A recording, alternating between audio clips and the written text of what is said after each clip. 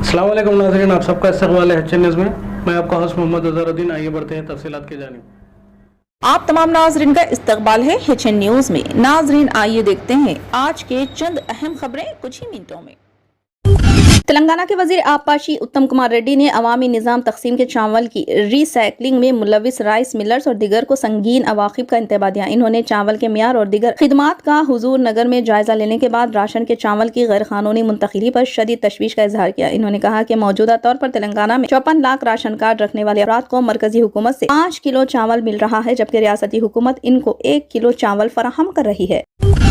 RTC property अवामी असासिजात है, इसी पर कब्जा करने वालों के खिलाफ सख्त कार्रवाई की जाएगी। इन ख्यालात का इजहार आरमूर में रियासती वजीर ट्रांसपोर्ट पूनम प्रभाकर ने किया। रियासती वजीर ने आज आरमूर बस स्टैंड का अचानक मुआयना किया। इस मौके पर इन्होंने मीडिया से गुफ्तगू करते हुए कहा कि पब्लिक ट्रांसपोर्ट सिस्टम को मजबूत किया जाएगा और जहां जरूरत हो वहां नए डिपोज कायम किए जाएंगे। पिछली हुकूमत के दौर में आरटीसी जायदादों की लीज का बहुत जल्द जायजा लेंगे और जहाँ भी आरटीसी की प्रॉपर्टी पर कब्जा हुआ वहाँ हिफाजती इकदाम किए जाएंगे और अनकरीब 2000 नए बसें खरीद कर तमाम डिपोओं को भेजी जाएगी। रियासती वजीर ने कहा कि जहां भी आरटीसी के बकायाजात अदाशुदनी है, नोटिस भेजकर वसूल किए जाएंगे। इन्होंने खवातीन के बसों में मुफ्त सफर की सहूलत को रियासती हुकूमत का लाजवाब कारनामा करार दिया। इससे अभी तक रियासत भर में 4 करोड़ खवातीन ने इस्तेफादा हासिल किया। इन्होंने कहा कि 6 जमानती स्कीमात के मुतालिक 28 तारीख से रियासती हुकूमत प्रजा पालना प्रोग्राम शुरू कर रही है। जो भी अहल है वो 4 जमानतों के लिए ग्राम सभा वार्ड सभा में दरख्वास्त दाखिल कर सकते हैं।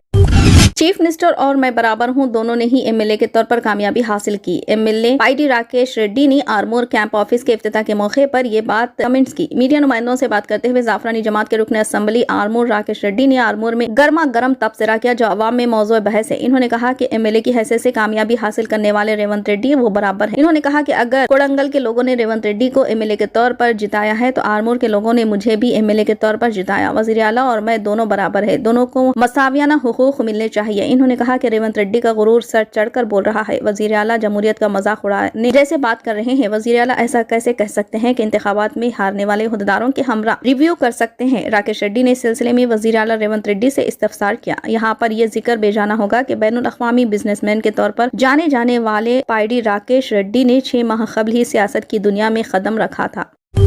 तेलंगाना हुकूमत 350 करोड़ रुपयों से कॉलेज की लड़कियों को इलेक्ट्रिक स्कूटी देने की तैयारी कर रही है। इंतखाबी वादों के एक हिस्से के तौर पर कांग्रेस पार्टी ने 18 साल की उम्र पूरी करने वाली लड़कियों को इलेक्ट्रिक स्कूटी देने का वादा किया था। हैदराबाद, रंगारेड्डी और मेडचल अजला में तकरीबन 1784 कॉलेज है, जिनमें तकरीबन 5 लाख गरीब तुलबा हैं। इनमें से 2 लाख मेट्रोपॉलिटन इलाकों में है, जबकि 70,000 सरकारी कॉलेजों में जेर तालीम है। बताया जाता है कि मरकजी सब्सिडी के बाद 50,000 रुपये फी स्कूटी के हिसाब से 70,000 स्कूटियों पर 350 करोड़ रुपए खर्च होंगे। तरीक़ेकार और दरख्वास्त की तफसीलात जल्द जारी की जाएगी। भारत राष्ट्रीय समिति की एमएलसी कविता ने क्रिसमस की सुबह कांग्रेस के रुकने पार्लियामेंट राहुल गांधी को निशाना बनाया। इस दौरान कविता ने गुज़िश्ता माह तेलंगाना इंतखाबात से पहले के हमलों को फिर से ताज़ा किया। इन इंतखाबात में कांग्रेस ने बीआरएस को बड़ा झटका दिया था। कविता ने राहुल गांधी को इंतखाबी गांधी कहकर इनका मजाक उड़ाया। इन्होंने राहुल गांधी से सितंबर से सनातन धर्म तनाज़ा और पार्टी की ज़ेर क़यादत अपोजिशन ग्रुप इंडिया पर भी बात की। इत्तेहाद के अरकान के मुतनाज़ा तबसरों पर अपना मौक़िफ़ वाज़े करने का मुतालबा किया गया।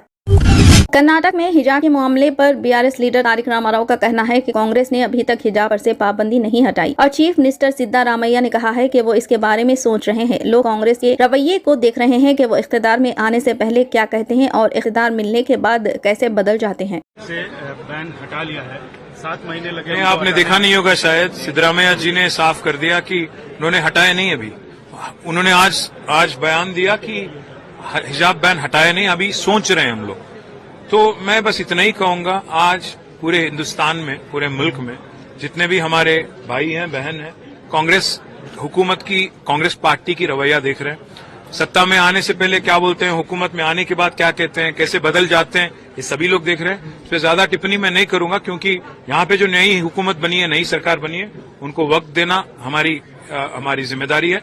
हम वक्त देना चाहते हैं, समय देना चाहते हैं, पर वो लोग लगता है कि जल्दी में है, बहुत जल्दबाजी में है कि तेलंगाना को बदनाम करें। जितना जल्दी हो सके उतना जल्दी, मतलब अपने गारंटीज और अपने एश्योरेंसेज जो उन्होंने दिया था उनमें से हट जाएं और लोगों को गुमराह करें। तो इसलिए आज मजबूरी में आज हमें ये कहना पड़ रहा है कि फैक्ट क्या है, फिगर आज हमने क्या किया पिछले 10 साल में, ये सब बताने की कोशिश हमने आज की।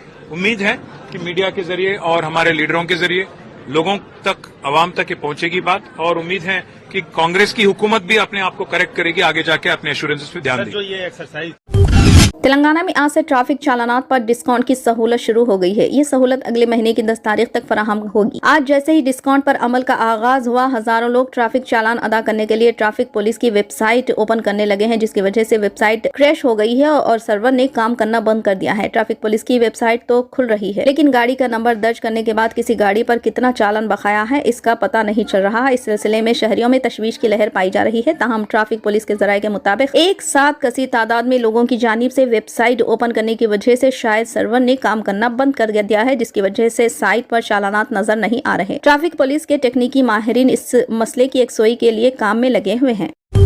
एयरलाइन वसारा ने कहा कि बेंगलुरु और मुंबई से हैदराबाद जाने वाली वसारा की 2 परवाजें पीर की सुबह हैदराबाद में खराब मौसम की वजह से अपने मुतालिका रवानगी स्टेशनों पर वापस आ गई। मुंबई से हैदराबाद जाने वाली पहली परवाज हैदराबाद एयरपोर्ट पर खराब मौसम की वजह से मुंबई वापस आ गई। एयरलाइन ने एक्स पर एक पोस्ट में कहा, मुंबई से हैदराबाद की परवाज हैदराबाद के हवाई अड्डे पर खराब मौसम की वजह से मुंबई वापस आ गई है। एयरलाइन ने एक्स पर एक और पोस्ट में कहा कि दूसरी फ्लाइट बेंगलुरु से हैदराबाद का रुख मोड़कर वापस हो गई।